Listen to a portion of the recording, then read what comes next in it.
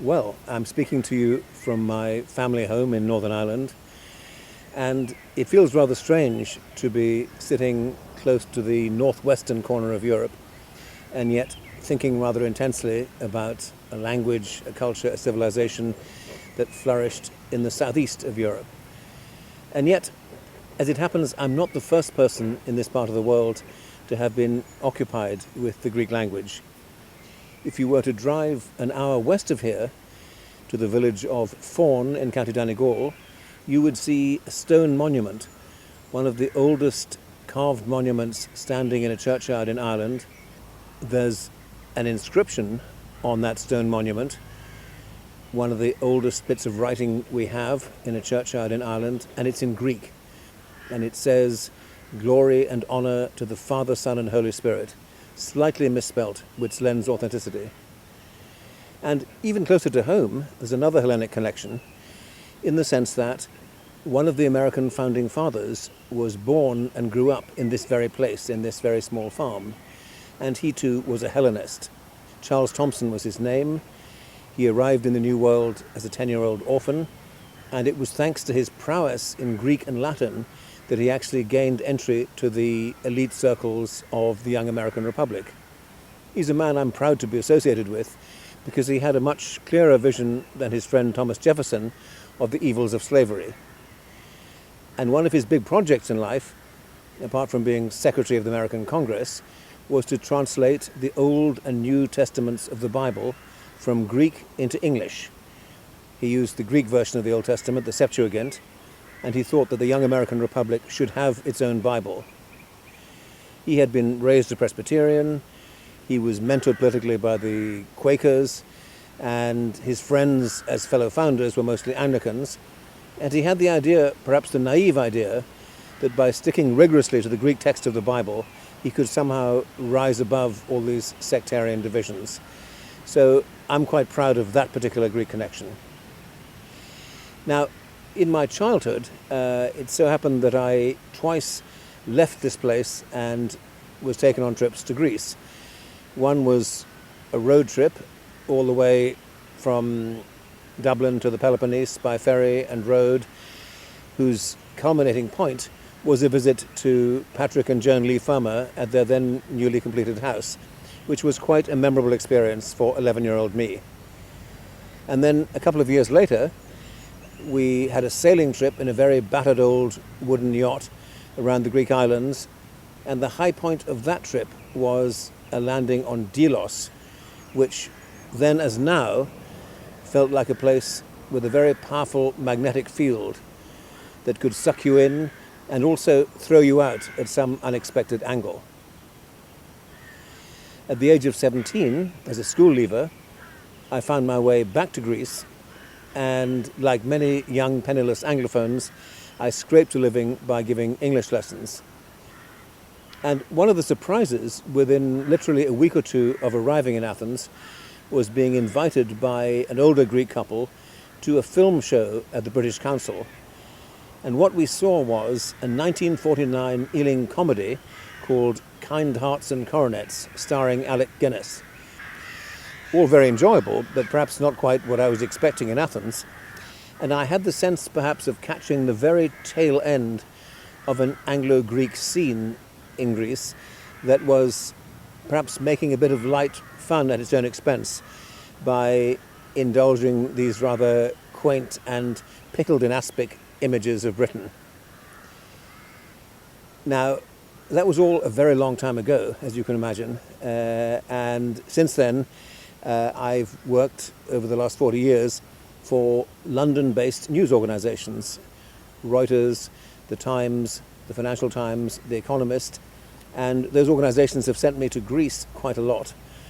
Now, the organisations themselves might prefer to call themselves international than British, but nonetheless they are perceived as British, especially in Greece, and so, willingly or not, I found myself an observer and maybe in some small way a protagonist in Greek-British relations, at least at a human level, over the past 40 years.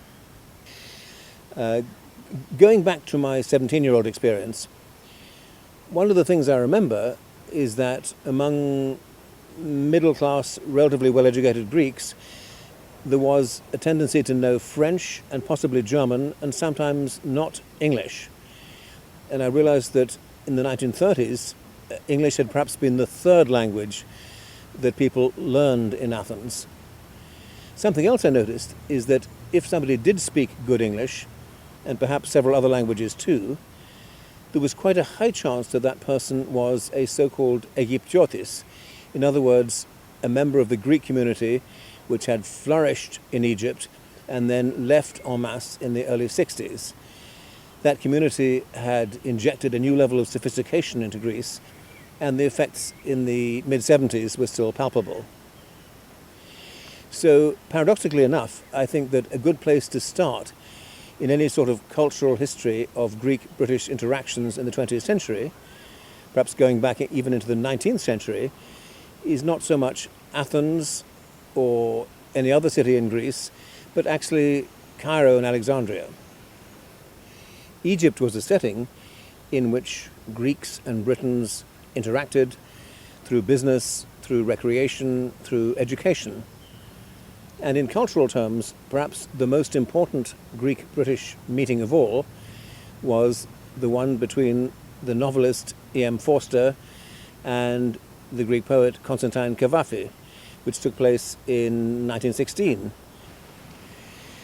At that time, Cavafy was in his early 50s, living in the flat in the Rue Lipsius, which later became a small museum, and Forster, a young Englishman, was living in the Hotel Majestic.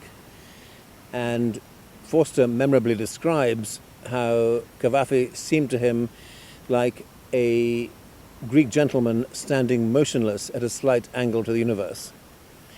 And in practical terms, Cavafy would entertain Forster to cheese and maybe a glass of whiskey in his flat, and they would talk of Cavafy's poems.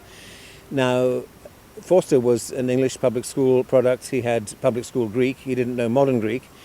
But gradually, through Cavafy's instruction, he began to understand a bit of Cavafy's modern Greek, and also to glimpse the vision behind Cavafy's poetry, a vision of Greekness which was more Hellenistic than Attic, and a vision that stretched way beyond the classical era.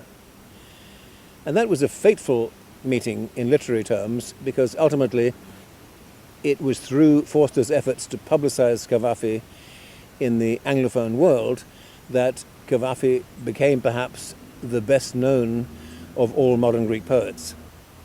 Greek-British relations in Egypt had an ultimately commercial basis. Greeks were making fortunes in the cotton trade, and Liverpool was one of the important centers of the international commerce in cotton.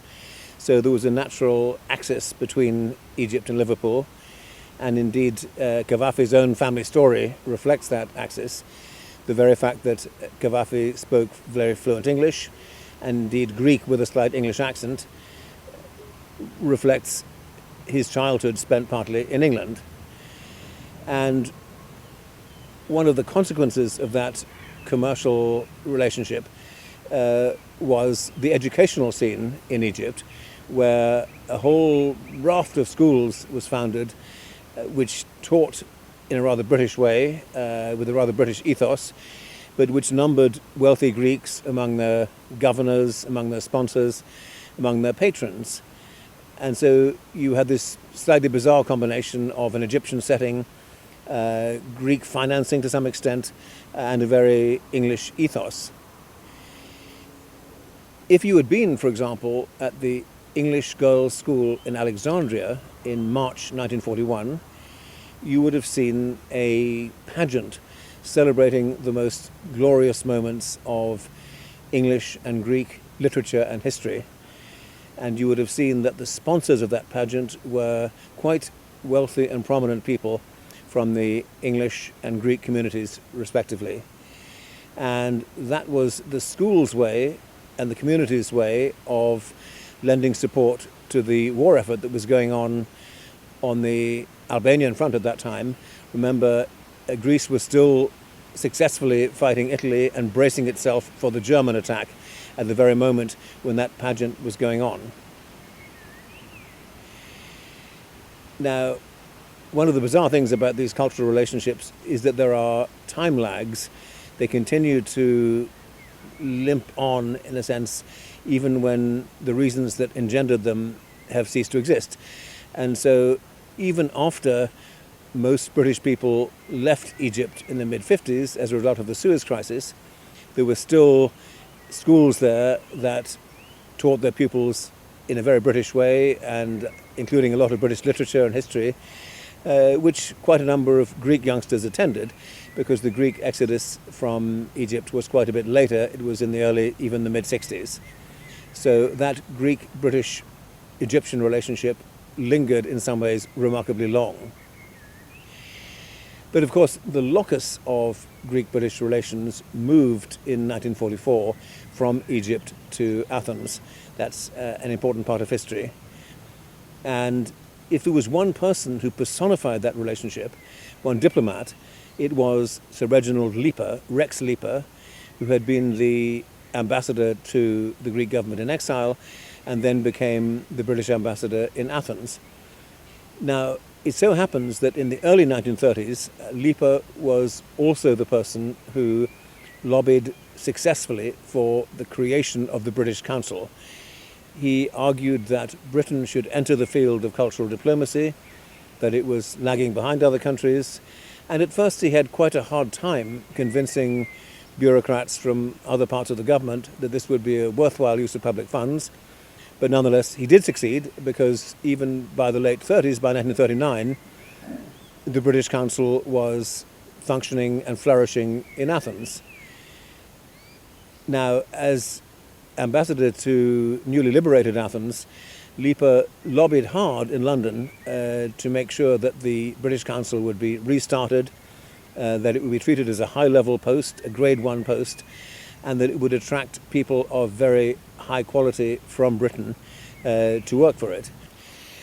And so it's part of the history of both countries that in 1945 and afterwards, some very distinguished British individuals were called out to Greece to work for the British Council and generally to promote British thought and letters and arts in the Greek public, and indeed the English language as well.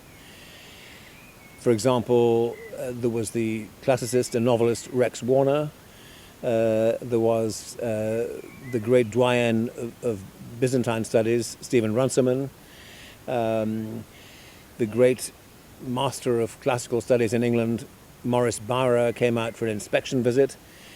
And then you also have the younger and more rambunctious figures of Lawrence Durrell and Patrick Leigh Fermor, returning now as a civilian. And both Durrell and Leigh Fermor found it rather difficult to adjust to a peacetime cultural bureaucracy. And Leigh Fermor was in fact sacked from his job in late 1946. That's all part of British history, in a sense, British cultural history. It's hard for me to say what role precisely it played in Greek cultural history. I would leave that to others. But nonetheless, that whole experience left a very palpable stamp on a generation of writers and academics from Britain. Now, the two Greek individuals who took it upon themselves to act as hosts and as educators about modern Greece to these incoming British luminaries were George Seferis, already a distinguished poet and somebody who had worked for the Greek government in exile in Egypt, and also George Katsimbalis, this larger-than-life polymath figure who had been made quite famous by Henry Miller's novel, The Colossus of Marousi. Both those men were very generous and perhaps very patient in sharing their knowledge of modern Greek literature and the arts, and perhaps bringing it home to those British newcomers that there was more to Greek culture than the classics. Certainly, anybody who had been exposed to the two Georges had no excuse for imagining that Greek culture ended with Homer or Euripides. Harold Macmillan, at the height of his friendship with John Kennedy, said that in the post-Cold War world, perhaps Britain could play Greece to America's Rome. In other words, America would provide the military might and the geopolitical heft in the Western world, and Britain would make up for her relative weakness with a very strong contribution in the field of culture as the land of Shakespeare and Milton and Dickens and so on. Well, if there was any country in which Britain did seriously try to play the role of Greece, it was, ironically enough, Greece itself. But of course, it would be a mistake to reduce the British-Greek story of the mid-20th century to transactions between men who were, broadly speaking, part of the political or social or cultural establishments of their respective countries.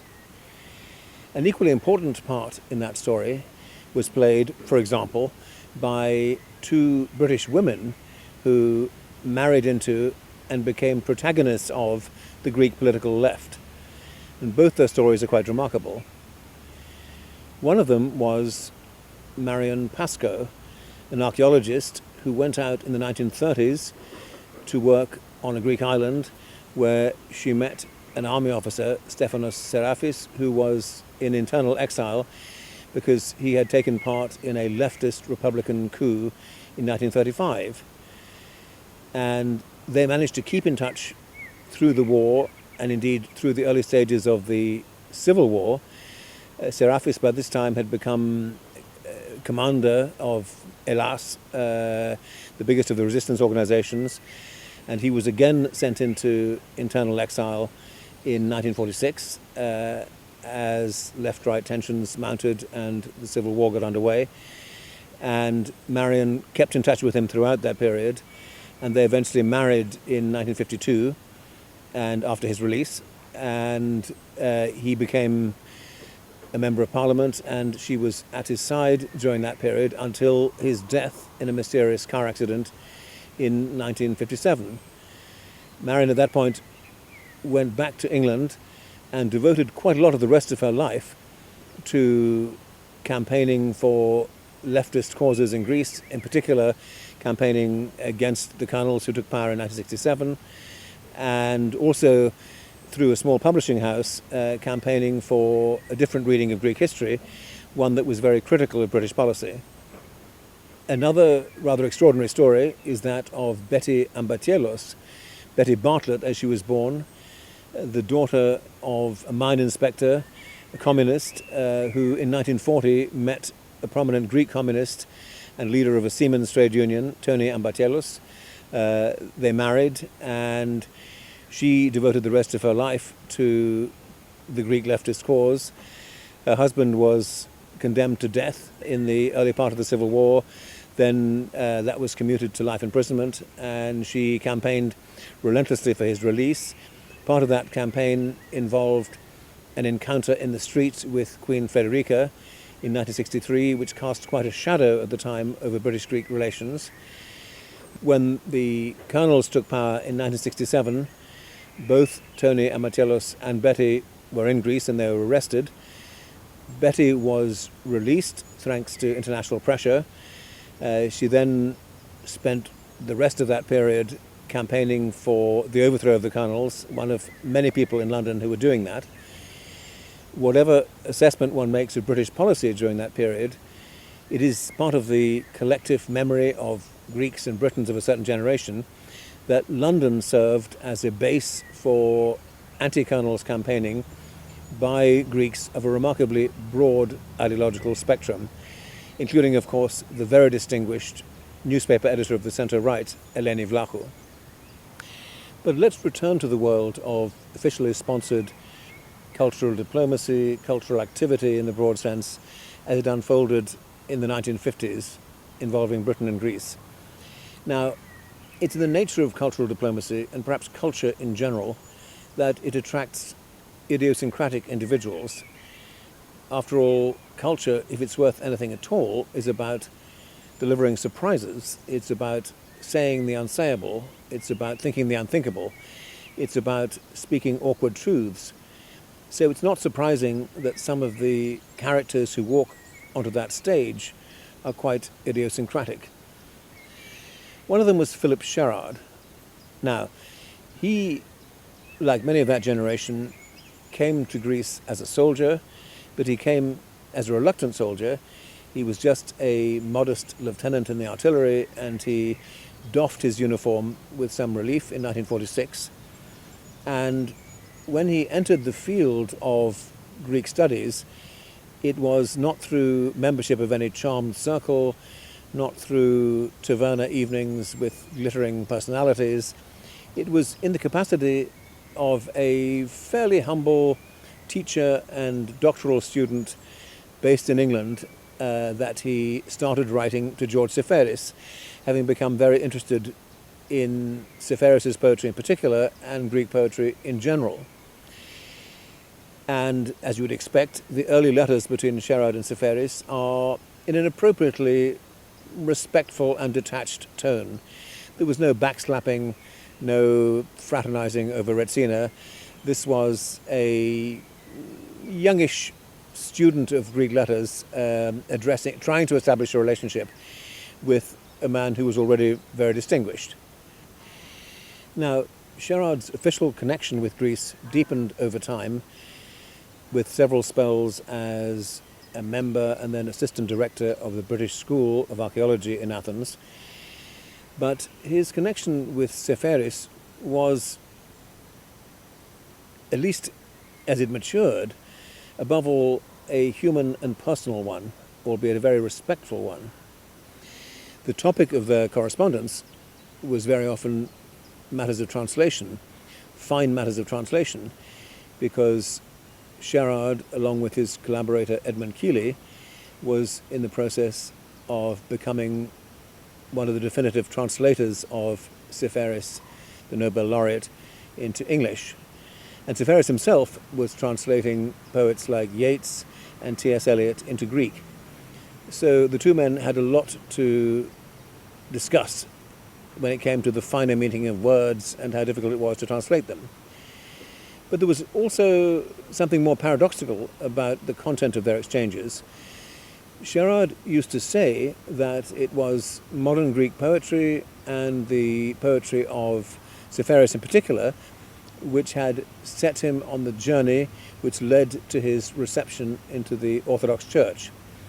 Now, there's quite a paradox there, because Seferis himself was an urbane member of the secular intelligentsia, of course formerly Greek Orthodox, but not especially religious, and a person who, like many Greeks of his class, would have seen the ancient Greek past mostly through the prism of the classical era and not of Christianity or Byzantium. So Seferis must have been quite bemused when Sherard detected in his work a kind of spiritual dimension which wasn't obvious to Seferis himself. But then think about it a bit harder. In many ways, the genius of Seferis lay in fusing many layers of the Greek experience, right from the ancient past, the world of Homer, up to the present day. With a few simple words, he could somehow integrate and fuse the travels and travails of Odysseus and the suffering of the refugees sailing from Asia Minor ports in the 1920s. He had a kind of timeless vision of things. And of course, one of the layers that he was fusing consisted of the rituals, the annual cycle of the Orthodox Church, which is so deeply fused into the Greek experience that it hardly needs to be articulated. And so I think Sherard was detecting something real when he saw that in Seferis's work. Above all, what Sherard saw in Seferis and what he saw as lacking in the West was a kind of integration on many levels, integration of nature and man, integration of body and spirit, integration of different levels of consciousness, if you like, He saw Sepphoris the man and Sepphoris the poet as representing a kind of wholeness, a kind of integration, which is precisely what he saw disintegrating in the Western world. Now, Sepphoris used to say that he wished he could enter a dialogue with Sherard at the same level, with the same pnoi, with the same breath as Sherard's letters reflected. And he couldn't always do that because, frankly, the spiritual world that Sherard was entering was rather a closed book. Sherard became an enthusiast, for example, for theologians like Simeon, the new theologian, and that was something entirely new to Sepphoris. It was something he'd never heard of. So they were fishing in different waters, and yet I think that Sherard was not wrong to detect a spiritual dimension in Sepphoris' writing, and I think that Sepphoris acknowledged this. He confided to Katsimbalis at one point that Sherard interests me more than almost any other English person that he was in dialogue with. Of course, by that time, Sepphoris was a very busy man, an ambassador. He didn't have as much time for correspondence about matters of the intellect as he would have liked or Sherard would have liked. But nonetheless, it was an extraordinary dialogue between two people whose worlds overlapped but were nonetheless very different. And I think both would have said that they had learned a lot from each other. And you can trace the evolution of Sherard's relationship with Sepphoris through an edited volume, which has been published by Sherard's widow, Denise Harvey. And you can see precisely how what began as a very respectful relationship became one of real human warmth and closeness over time.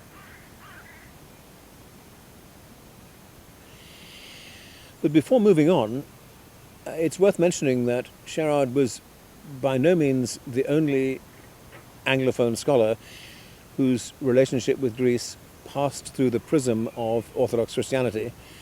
There are, of course, many people I could mention in this connection, but let me single out two social scientists, both women, who did some extraordinary field work in traditional Greek communities in the late 60s and early 70s. One of them, Juliette Duboulay, did her work in a village in Evia in the late 60s, and the other, Renée Hirschon, did her work in Coquignac, which is a suburb of Piraeus, in the early 70s.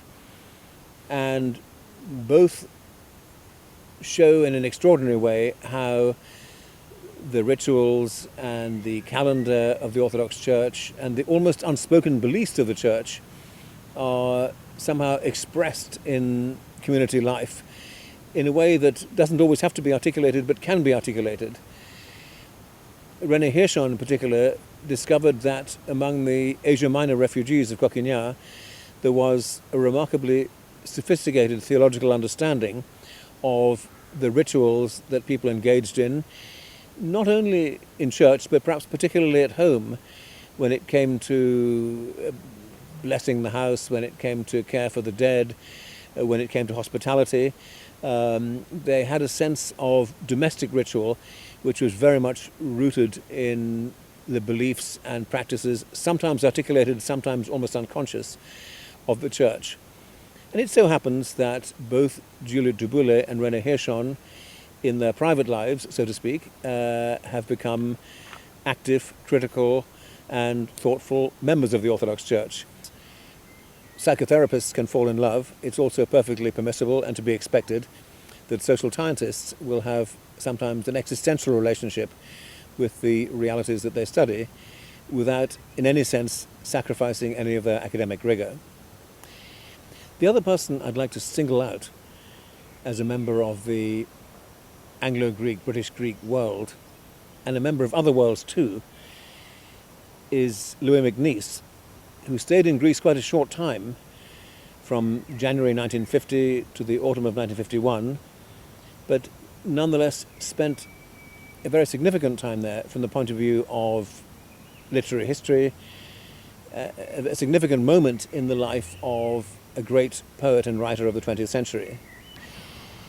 Louis MacNeice grew up in the world of Anglican Northern Ireland, a bit like me, you might say. His father was a clergyman, ultimately a bishop, but he was rather atypical among the Anglican clergy in the sense that he came from the west of Ireland and he had a strong nostalgia for the west of Ireland, and neither he nor his wife could readily get accustomed to the somewhat harsher environment of Northern Ireland. It was said of Louis MacNeice that he was brought up in mourning for a place he had never been to. He picked up his parents' nostalgia for the west of Ireland, and indeed he effectively lost his mother at the age of 6. So he was doubly in mourning for a place and a person. That made for a personality which was highly intelligent, but also restless, anxious, skeptical, somebody who could easily see the negative in things, and somebody who was no romantic either about ancient Greece or modern Greece, although he knew a lot about both. When he arrived in Greece, he was already a distinguished broadcaster. He had made programs for BBC Radio, including about Greece, as part of the wartime propaganda effort. He was an accomplished poet, and he was a classical scholar. He had worked for the University of Birmingham. In fact, he had been hired for that university by a fellow Ulsterman, E.R. Dodds. And so there wasn't much you could teach in a formal sense MacNeice about the classics by the time he arrived in Athens. He wasn't some eager British soldier with public school Greek. He was already had a formidable body of learning underneath him. Now, he worked very hard in Greece. He delivered public lectures. He arranged visits by distinguished people in both directions, from Greece to Britain, from Britain to Greece. He toured the country. He went, for example, to Ikaria. He never suffered from any romanticism about Athens. He used to complain humorously about the endless popping of horns and the cocks crowing and so on. He wasn't that kind of Philhellene, but nonetheless he brought an enormous and sophisticated baggage to his perception of both ancient and modern Greece. And he wrote 10 remarkable poems while he was in Greece, published as a collection called 10 Burnt Offerings. There's one of them entitled Areopagus, which gives you a glimpse of the conflicting versions of Hellenism that were, as it were, bubbling inside him. Now, the Areopagus, which he would have visited often as a resident in Athens, has two associations for somebody of MacNeice's background. It's both the place where St. Paul preached to the Athenians and where he told the clever Athenian philosophers that he, St. Paul, would speak to them of the unknown God, the God which they were aware of but only dimly perceived. He would speak to them of that God and bring alive in them something that was already dimly on the horizon. That is one very powerful association that the Areopagus would have for anybody of clerical background like MacNeice. But the other association, of course, is the story of the Furies or the Eumenides, the story that is told by the playwright Aeschylus, the story which in fact MacNeice had translated. He'd actually been involved in staging Agamemnon, so he's very familiar with the Oresteia cycle.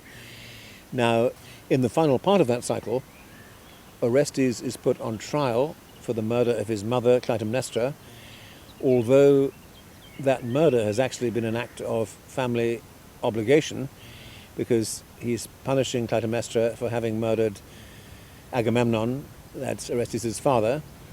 In any case, Orestes is tried for this act, and he is acquitted. And in the process, these fiendish creatures, the Furies, turn into benign creatures, the kindly ones, the Eumenides, and this is supposed to symbolize the emergence of earthly justice as a substitute for revenge and vendetta and so on. And this was, in ancient Greek terms, a symbol of the role of the Areopagus, the highest court, as a place where objective justice was meted out, earthly justice was meted out, and personal passions no longer had to play a role. So St. Paul was speaking of a triumph over law, in a sense, the triumph of grace over law, whereas the ancient Greek story tells the triumph of law over more primitive forms of behavior. And all these things would have been intensely in the consciousness of Louis MacNeice as he visited the Areopagus. It's worth for a moment digressing and saying that he was not the first British visitor to feel that tension on visiting the Areopagus. In fact, almost exactly a century before he went there, Florence Nightingale paid a visit to the Areopagus, and she writes in her diary that on one particular Sunday, she heard a sermon from an Anglican cleric about St. Paul's preaching in the Areopagus, and on the following day she went and inspected the cave which the Eumenides were supposed to inhabit, the Furies who turned into kindly ones. So first Florence Nightingale and then Louis MacNeice felt on the Areopagus this tension between the rock's classical associations and its Christian associations. And I'll read a line or two from his poem that give you a sense of how he understood that tension. It's obvious from the poem that MacNeice is not completely convinced that the Furies have been successfully transformed into benign creatures. He thinks they may still be squirming somewhere underground. Beneath in the cave, once avenging, later beneficent, with tousled vipers, gravestone eyes, the kind ones turned in their sleep. He whetted the blade of the wit of their faith to slice their pagan prides to the quick. They nudged and doubted. Diamond cut diamond. Something new. MacNeice was not a naive or uncritical enthusiast for Greece, or indeed for anything at all, but he could recognize passionate Philhellenism in others, and indeed he recognized that quality in a young American writer whom he met at that time. That was Kevin Andrews. And part of the body of MacNeice's correspondence from those months in Athens is a letter of recommendation for Kevin Andrews, in which he writes, he would be the ideal person to write a book about modern Greece, or the modern Greeks, of whom he seems to have an almost uncanny understanding. He has the great advantage of being able to speak Demotic Greek so naturally that a peasant in the Peloponnese would take him for a Greek from another district. By that stage, Kevin Andrews and Louis MacNeice were part of a new crowd of Britain's English speakers, Americans, who were perhaps enjoying the tavernas of Athens and kicking around some ideas and forming a new little micro-society. But in this connection, I'd like to talk about Kevin Andrews for a second. He wasn't British, but he'd been to a British public school, Stowe. In fact, his parents were Americans who lived in China, and he didn't particularly belong to any country, and I suppose he found in Greece the homeland that he lacked. When he arrived in Greece in 1947, he took to the place very, very quickly. He toured the Peloponnese, notionally to investigate the fortresses and castles, but also simply talking to people in a very empathetic way. This was a time when the wounds of the Second World War were still open, and new traumas with the Civil War were opening up, and he had extraordinary powers of sympathy and a listening ear and great linguistic skills, which enabled him to write one of the great books about Greece in the 20th century, The Flight of Icarus. Now, it seems to me there's a very important distinction to be drawn between two broad categories of English-speaking writers about Greece. Now, in one camp, you have people who address Greece from a fairly safe distance. Even if they spent a long time in Greece, nonetheless they had a certain detachment and a very keen awareness of what the public at home might want. And in the other camp, you have writers who really became intoxicated by Greece, almost to the point of losing all perspective, almost to the point of not being able to communicate quite coherently with an English-speaking audience, but nonetheless, in the process, acquiring a great depth of understanding that only comes with vulnerability to the wounds and pain of Greece, as well as to the pleasures and amusements. Now, in that second category, I would place Kevin Andrews, I would place Philip Sherard, I would also, paradoxically enough, place Peter Levi, although he's known for many things besides his Greek work, professor of poetry, a man who spent very significant years in Greece in the 60s and 70s, but nonetheless spent the latter part of his life back in England. I would say that in his book, The Hill of Kronos, he shows an intensity of engagement with Greece, an intensity of engagement with both the landscape and the human and personal and political struggles of Greece, which is very much of the second category I have in mind. Somebody who risked his own person for Greece in a way. I'm reminded of the thing that Sophocles said about love, he who has it has gone mad, or dechon meminen. And it seems to me there's a category of writers who go slightly mad as a result of their encounter with Greece. I would say that Andrews was one, I would say that Sherard was one, I would also say that Peter Levi was one. And you can feel that risky intoxication in a kind of manifesto for Hellenists that ranks as a seminal piece of writing in the works of Philip Sherard. It's called The Wound of Greece, and of course the reference is to a line in Seferis, wherever I go, Greece is wounding me. This is what Sherard writes. He says that anybody who wants a real understanding or experience of Greece must have sought out not the past but the living present of Greece, which is not a doom but a destiny, a process rather, in which the present and the past blend and fuse, in which nature, man, and something more than man participate. A process difficult, baffling, enigmatic, with its element of magic, its element of tragedy, working itself out in a landscape of bare hills and insatiable sea, in the miraculous cruelty of the summer sun, and in the long generations of the lives of the Greek people. And, you might say, it's a long way from that passion to the rather predictable world of officially sponsored film shows, concerts, exhibitions, cultural events. Is the gap unbridgeable between officially sponsored culture and the kind of culture that gets us into deep and dangerous waters? Well, not always. Let me share with you one of my vivid memories from working as a journalist in Greece in the 1980s. Now, it so happens that the British Council, to celebrate its own 50th anniversary, sponsored a tour of a production of a restoration comedy, The School for Scandal.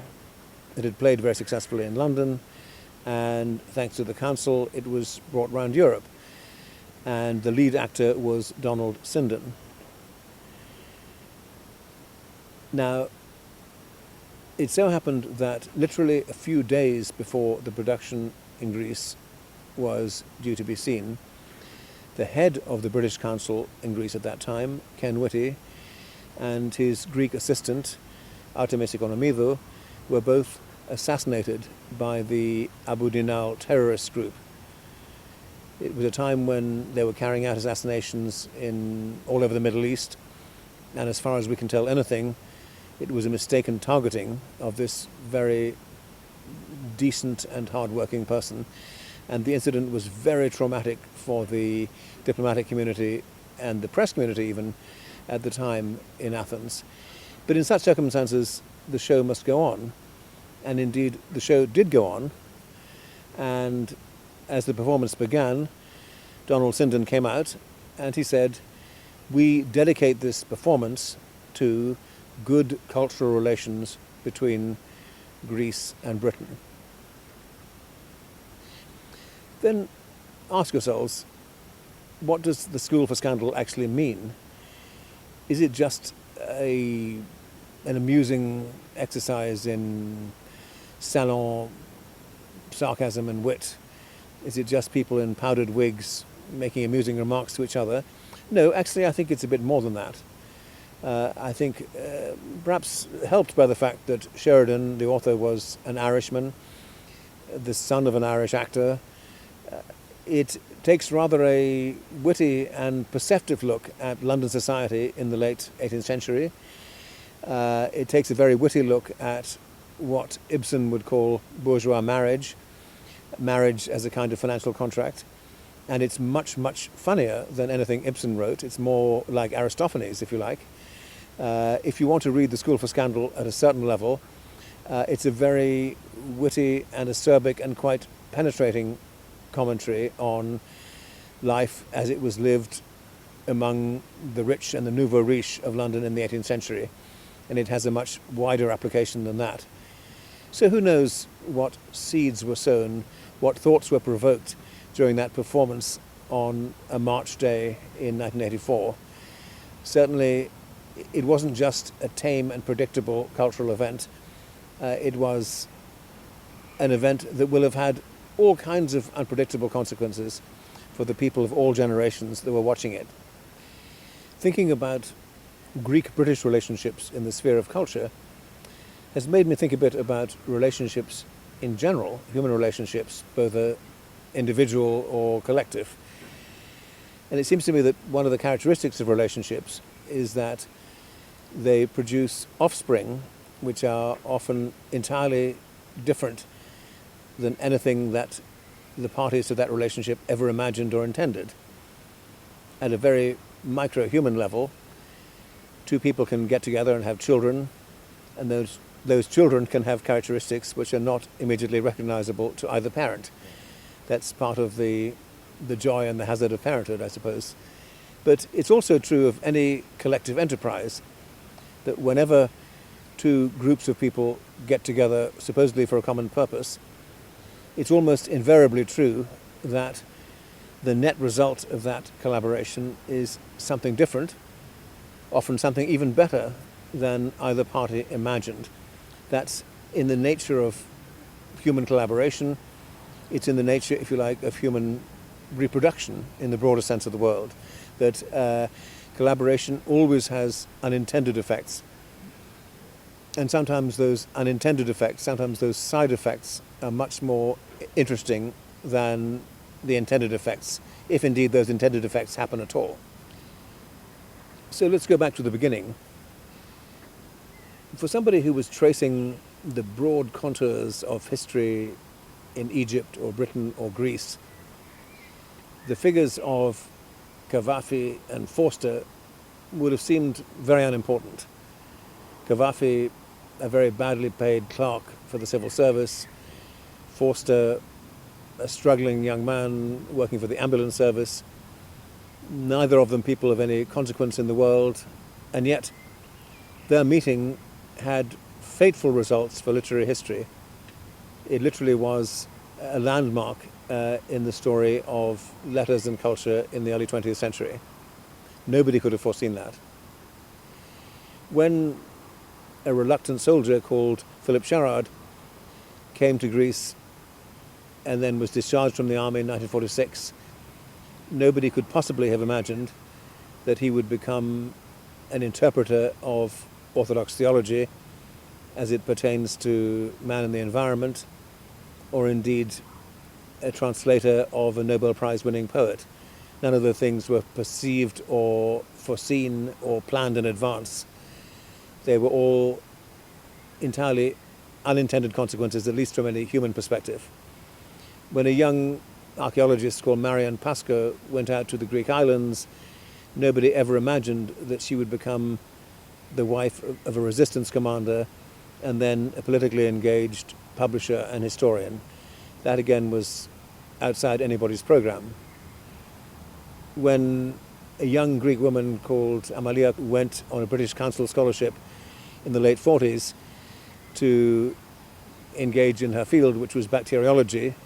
Nobody knew that she would marry a world-famous scientist, Sir Alexander Fleming, or that she herself would become a distinguished politician in later life. Perhaps the most concrete result of the British Council's activities in Greece after the Second World War are that thousands and thousands of people learnt English to a very high standard. The Council was not only giving its own lessons, it was also certifying the lessons given by other people. It set a standard for English teaching in Greece, and that's part of the reason why so many young Greeks went successfully to study in England. They were part of the British university scene, not only as students but ultimately as professors, and indeed in several recent Greek governments a remarkably high number of ministers have been products of the British university system, not just alumni but actually active academics within the British university system.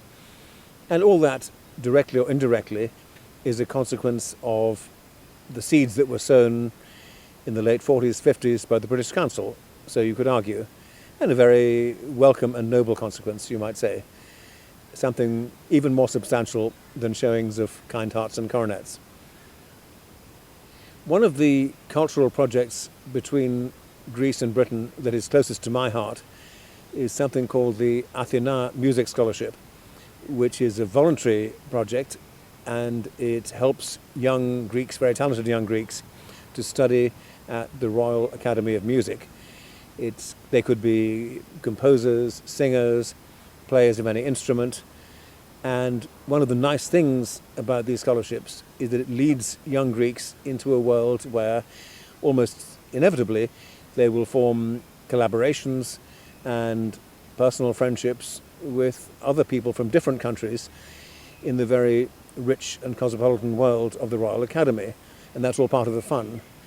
So, to speak personally for a moment, about 18 months ago I had the pleasure and the fun of organising a concert in this part of the world in aid of a mental health charity, and I invited a young Athena scholar, Michael Iskas, a violinist, to play with his collaborator, who was a young Spanish accordionist, as they have played at many top venues in London, including the Wigmore Hall. And I introduced them to a local friend of mine, an Irish harpist. And literally I can report that within a few minutes, within half an hour anyway, of the three of them meeting, they were making some really wonderful music together. That was outside anyone's program. It was not music that anybody had composed or set them as an exercise. It's just an example of what can happen when three talented musicians from three different countries playing three very different instruments get together and stimulate one another and spark off their talent. So let's celebrate cultural diplomacy, officially sponsored culture, in the knowledge that it will lead us to all manner of unexpected and perhaps hazardous places. It will have consequences that nobody can imagine. Of course, cultural diplomacy is engaged in for relatively safe reasons, I suppose, because countries want to promote their own images, they want to promote good feelings about themselves, but the very definition of culture is something that touches people's heart and makes them think differently, and perhaps sets them off on entirely new trajectories that as the sponsor of a cultural event, as the sponsor of a cultural program or course or exchange, you cannot possibly predict. So let's hope for much more cultural diplomacy. Let's hope, whether it's private or public, whether it's government sponsored or privately sponsored, and let's hope for many more highly unexpected results.